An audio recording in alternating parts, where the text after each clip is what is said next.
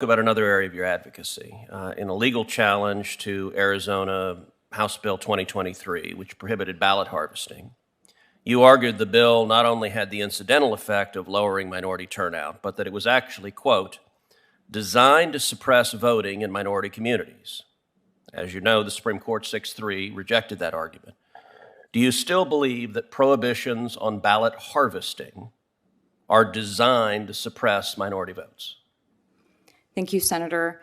The Supreme Court in Brnovich v. DNC set forth the guideposts for determining when a law violates Section 2 of the VRA. They've indicated the factors to look at include opportunity to vote, openness of voting. Okay, I recognize and I'm aware what the Supreme Court has held, and so it rejected the argument.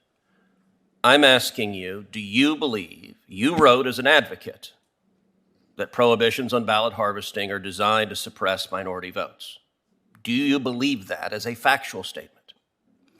Senator, the statements that you're reading from were written in an amicus brief as an advocate, filing that on behalf of my clients. As a judge, I would apply unreservedly, fully, and faithfully the precedent set forth by the Supreme Court. So that brief you filed on behalf of a group called Fair Fight Action, is that correct?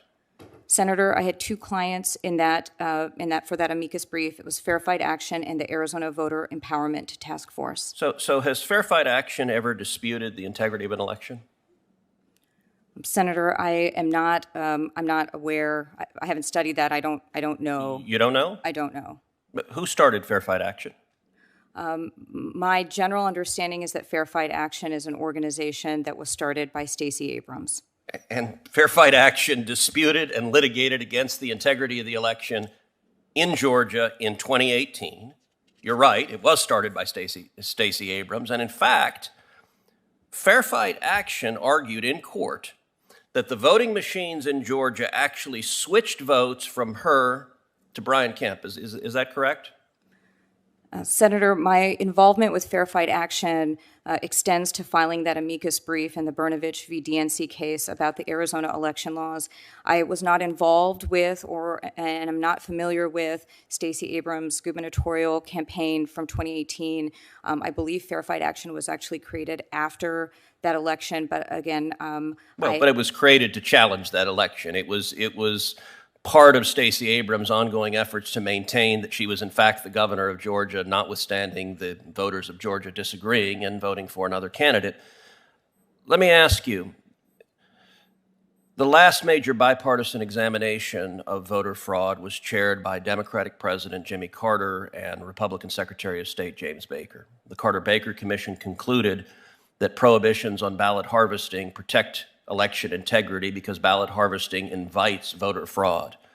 Do you believe Democrat former President Jimmy Carter was actively trying to suppress minority votes, as you argued the provision in Arizona was doing? Senator, thank you for that question. I'm not familiar with the facts that you recounted, but what I can tell you is that I would faithfully apply the rule of law from the Supreme Court and the Ninth Circuit precedents if I'm confronted with a case that challenged election laws. Final question, because my time's expired. You wrote that brief without examining what the Carter-Baker Commission recommended? You made that allegation about ballot harvesting without even knowing what the Carter-Baker Commission said?